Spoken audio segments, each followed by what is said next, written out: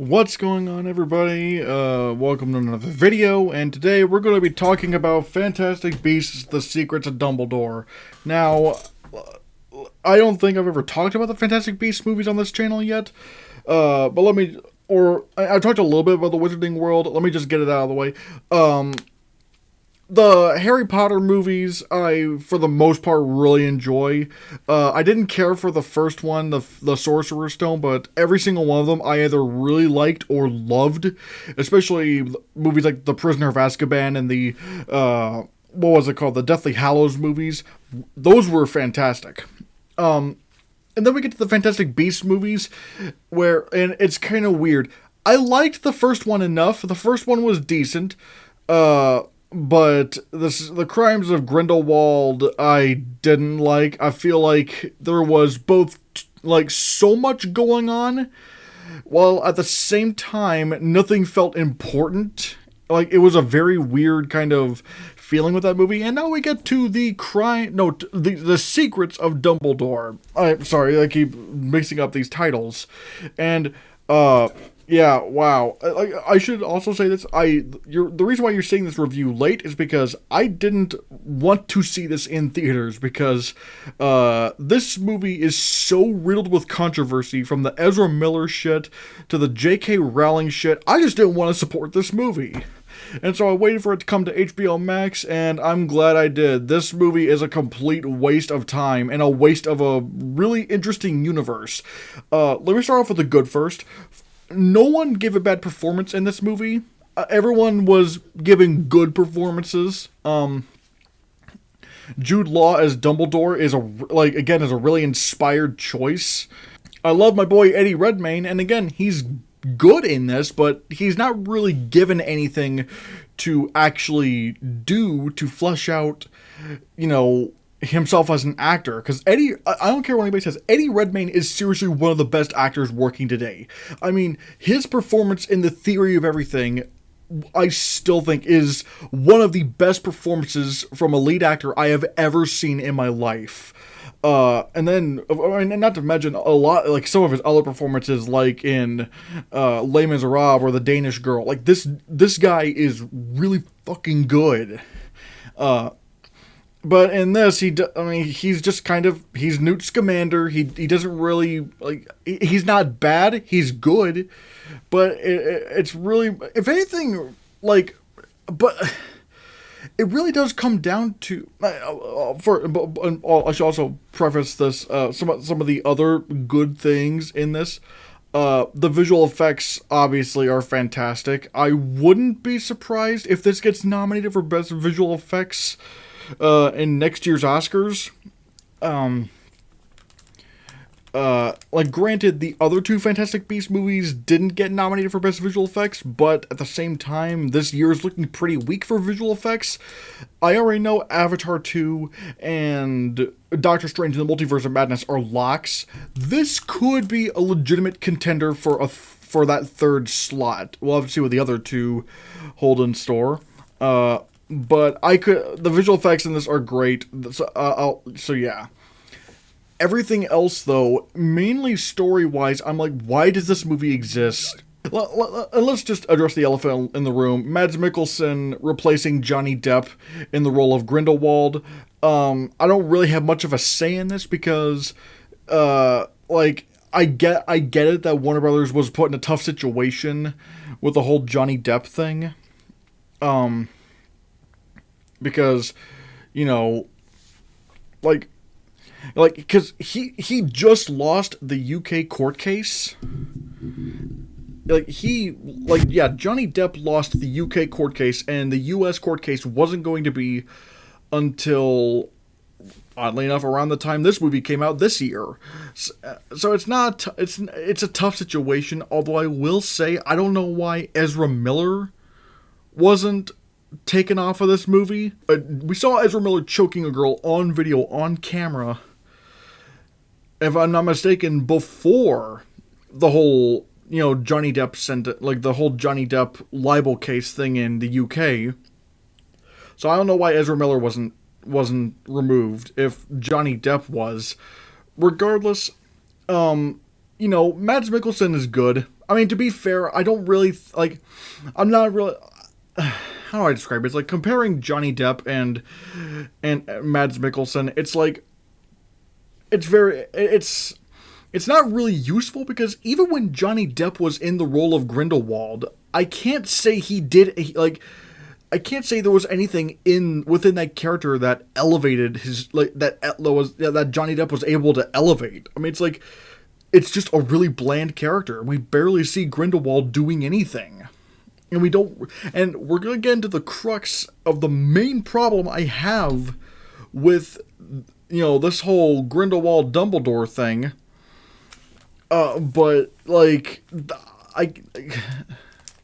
what I will say, though, is that it really feels like, it really feels like, when they recast Johnny Depp in the role of Grindelwald and they brought in Mads Mikkelsen, it's like they didn't bother doing anything to make Mads Mikkelsen's Grindelwald look like Johnny Depp's Grindelwald. Like, no kind of makeup or anything like that, because I mean, look, like, Johnny Depp's Grindelwald had a really cool look to him. I mean, again, yeah, his character wasn't really all that interesting, but he looked unique. At least, he was visually distinct. Whereas with Mads Mikkelsen, it's like the director or the studio in general just went, let's just get Mads Mikkelsen and quickly put him in this movie, and without any real thought into his appearance, and it just looks it's very jarring. It's very jarring when you go from a very unique looking character and then just kind of make him about as visually bland as possible. But again, that really is this whole these last two Fantastic Beasts movies in a nutshell. They are very, very, very bland.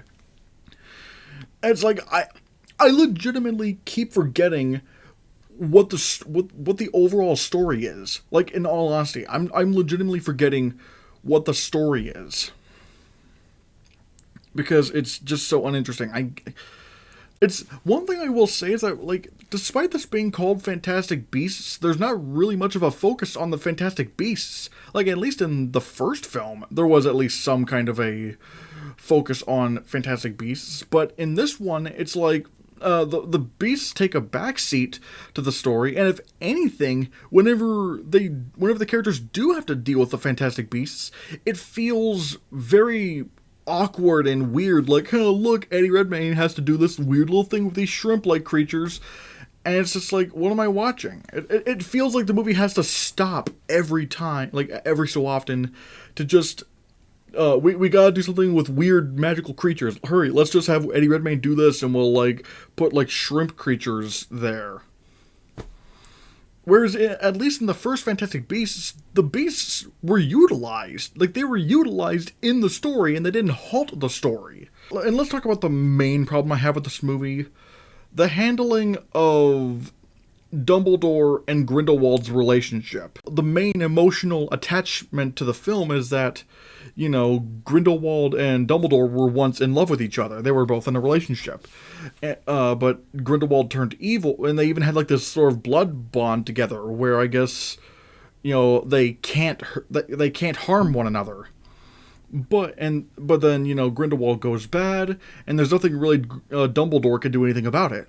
Here's the problem, though. The movie barely goes, I'm just going to say the movie does not go into that.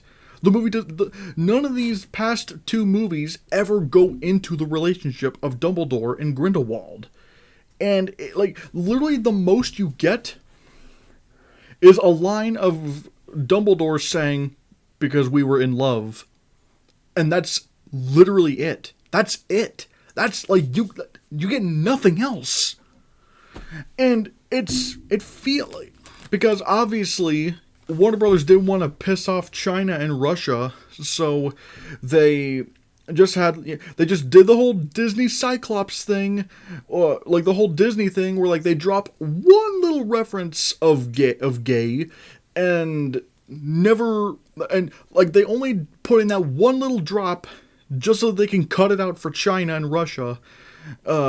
and and and and uh, and I've always said this, it's not real representation when you can do that. When you only put in like just a drop, a little bit of a reference to a gay character or something like that in something, just a little drop to where it could be removed that easily, it's not real representation.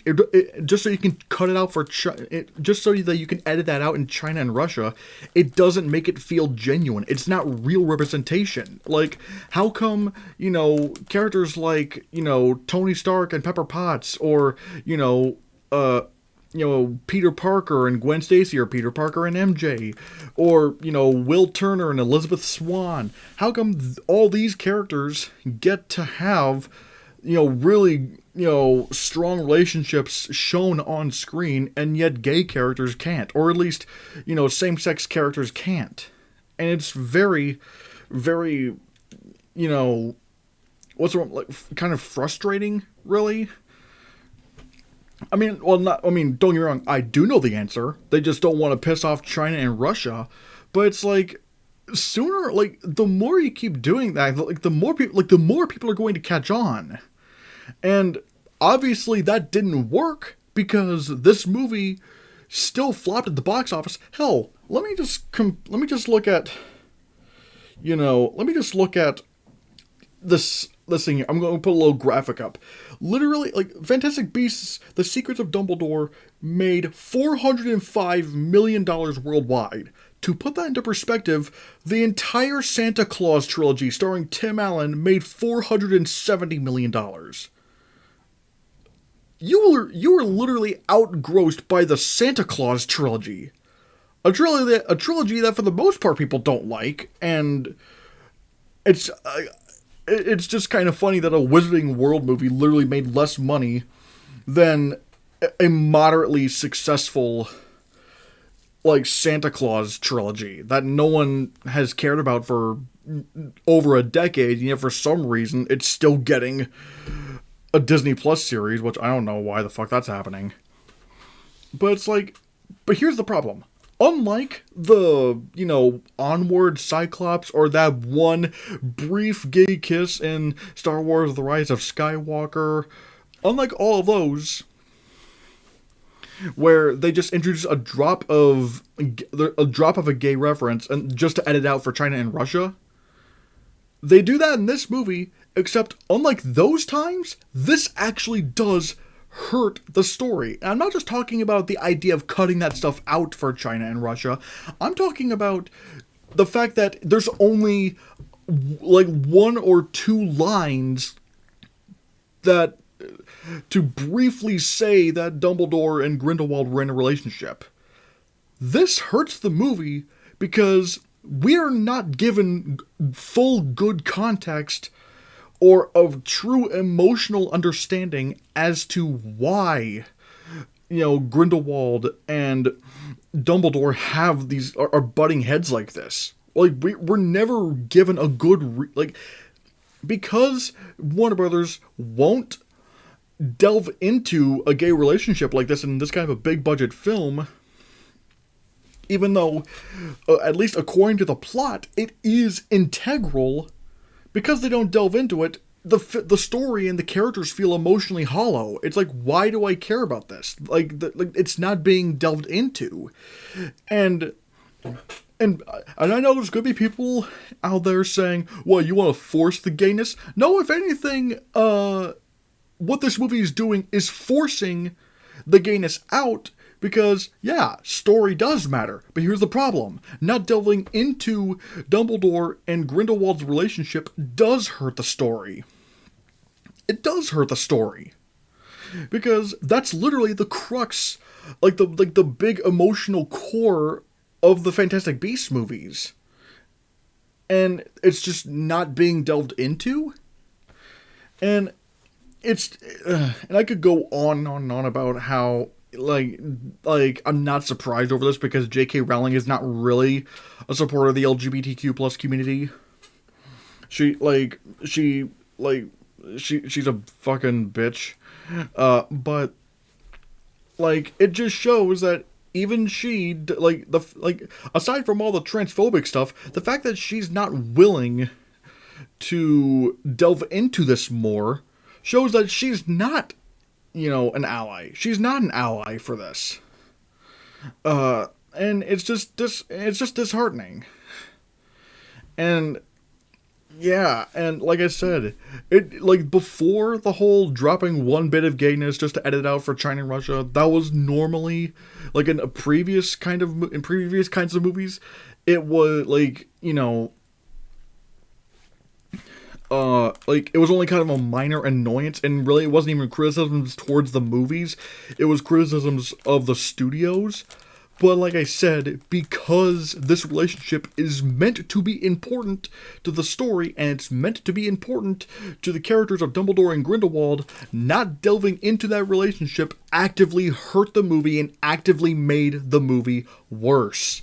So yeah, Fantastic Beasts: The Crimes of Grindelwald sucks. It flopped at the box office, and normally I don't, encourage movies to flop at the box office, because if it's just a movie I don't like for example, Cruella, or something, I didn't like Cruella, but I don't mind I don't really mind if that movie is successful, and as much as I shit on Jurassic World, I don't care if Jurassic World makes a ton of money, because, people are enjoying themselves, whatever.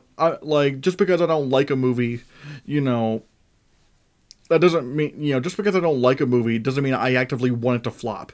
But with the Fantastic Beasts movies, and considering, how they continuously manage to insult the LGBTQ plus community, and how much of a horrible person J.K. Rowling is, I honestly am glad this movie flopped. But the fact that Warner Brothers is still willing to stand with J.K. Rowling is beyond me. I'm like, why are you going to still make movies off? Like, are you seriously still thinking about making more Fantastic Beasts movies after you've lost money on this? And you can't blame it on COVID anymore, because even fucking bad movies like Jurassic World Jurassic World Dominion have proven to be successful under COVID, or at least at this stage of the COVID pandemic. Again, you have Doctor Strange's Multiverse of Madness, you have Top Gun Maverick, you have Jurassic World Dominion. All these movies are really successful, and it's looking like Minions: The Rise of Gru is looking to be really successful. So yeah, what's Fantastic Beasts' excuse exactly? It doesn't have one. So yeah, that's all I really gotta say about this movie. It sucks. I wouldn't recommend watching it. Granted, it's on HBO Max at this point, and it's not really it's not gonna make the movie any money by watching it on HBO Max. Now, do we think it's worse than Jurassic World Dominion? Yeah, honestly. Or at least, don't get me wrong, Jurassic World Dominion is really bad, and it might be the worst of the franchise, but at least there were a couple of cool moments. Whereas in this, I can't think of any plot element in it that I thought was remotely interesting. Like I said, the two things I could say about it that are good, the performances are decent, and the visual effects are great. And that's literally all this movie has going for it. So, what did you think of Fantastic Beasts: The Secrets of Dumbledore? Why do I keep trying to say The Crimes of Grindelwald? I hope I haven't accidentally said that. I hope I haven't been accidentally calling this The Crimes of Grindelwald.